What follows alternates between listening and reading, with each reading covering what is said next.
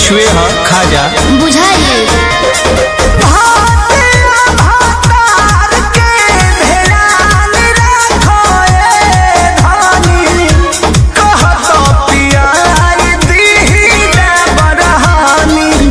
से हमरा तो माना बा बिछुआ तो खाए के खाना बा नहीं साइड इफेक्ट न पैदा करी रोई जाना तनी गरमी में कहा गरमी में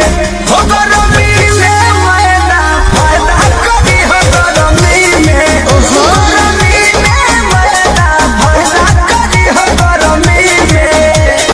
तो हाय फ्रेंड्स, वीडियो अच्छा लगे तो लाइक कीजिए और हमारे चैनल को सब्सक्राइब कीजिए। तो हमसे बात करना चाहते हैं तो डिस्क्रिप्शन में इंस्टाग्राम का लिंक है, बात कर